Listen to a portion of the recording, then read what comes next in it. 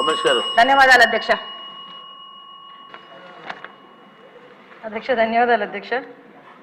ఈ అసాంఘిక శక్తుల గురించి అదేవిధంగా ఈ బ్లేడ్ బ్యాచ్ నియంత్రణ గురించి ఒకసారి మాట్లాడాలనుకుంటే లాస్ట్ 5 yearsలో నేను చాలా సందర్భాల్లో చెప్పాను అధ్యక్ష, పోలీసు వ్యవస్థని పోలీస్ నిఘా వ్యవస్థని కూడా కంప్లీట్గా నిర్వీర్యం చేసే పరిస్థితి వచ్చింది అధ్యక్ష.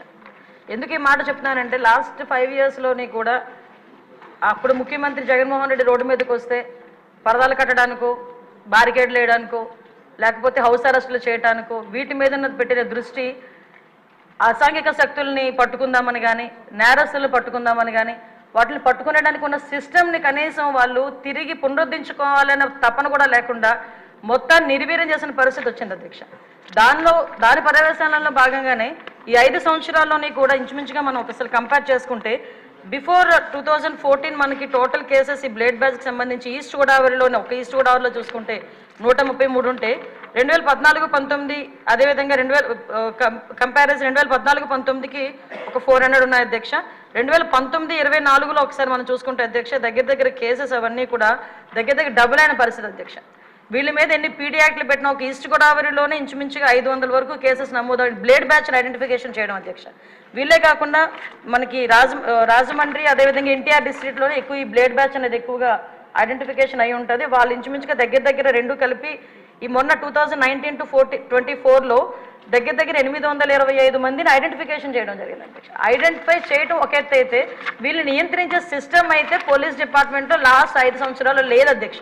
ఎందుకు ఈ మాట చెప్తున్నానంటే దగ్గర 15,000 సీసీ కెమెరాలు 2014-19 వరకు టీడీపీ హయాంలో పెడితే ఒక్క సీసీ కెమెరాని పెట్టకపోవడం సరికదా ఉన్న సీసీ కెమెరాలను కూడా పునరుద్ధరించుకోకపోవడం అనేది నిజంగా ఒక సిగ్గుచేడు అధ్యక్ష.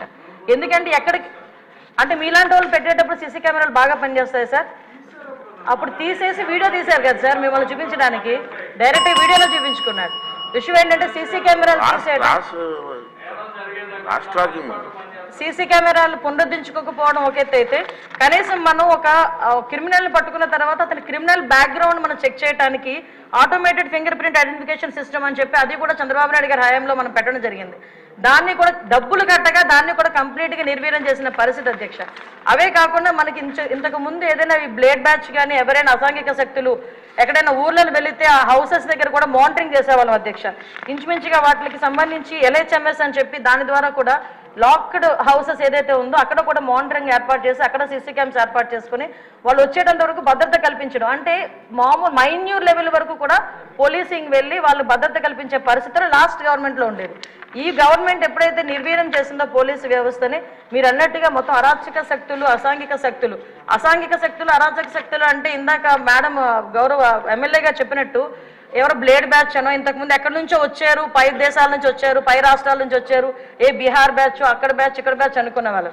ఇప్పుడు అలా కాదు, అది ఆ బ్యాచ్ ఈ బ్యాచ్ కాదు, వైసీపీ బ్యాచ్ అన్నట్టుగా అసాంఘిక శక్తులు ఎక్కువగా అయిపోయి ఈరోజు కనీసం రాముల్లో గుడికి భద్రత లేదు, బడికి భద్రత లేకుండా అయిపోయింది అధ్యక్ష. లాస్ట్ 5 సంవత్సరాలు కూడా బడిలోనున్న అక్కడికి వెళ్ళి అసాంఘిక కార్యకలాపాలు ఈవెన్ ఒక రోజు స్కూల్ లాక్ చేసి ఉంటే అక్కడికి వెళ్తే సోమవారం మార్నింగ్ అక్కడికి స్కూల్ ఓపెన్ చేస్తే బీరు బాటిళ్ళు అక్కడ కైనీ ప్యాకెట్లు అవి కనిపించే పరిస్థితి.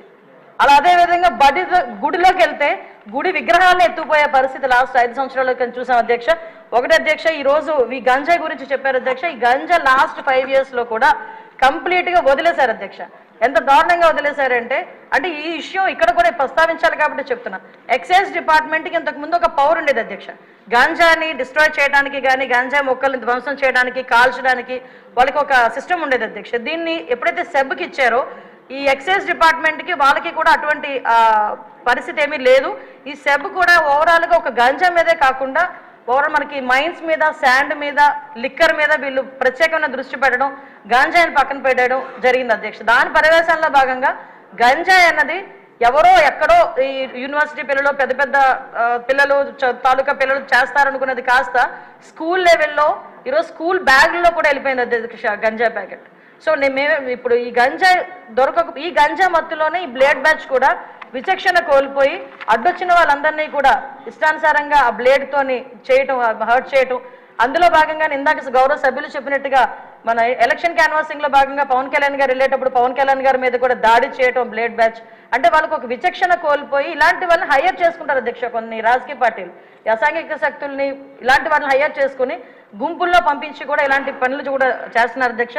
వీళ్ళకి గంజాయి దొరకకపోతే వైట్నర్ స్మెల్ గట్టిగా తీసి దాంతో కూడా వాళ్ళు మద్దతు తెచ్చుకొని వాళ్ళు ఇలాంటి అసాంఘిక కార్యకలాపాలు అంటే అసాంఘిక కార్యకలాపాలు ఈజీ మనీ గురించి పిల్లలు పాడైపోతున్నారు, పిల్లలు దానికి అడిక్ట్ అయిపోతున్నారు అన్న విషయం అయితే మా దృష్టికి వచ్చింది అధ్యక్ష.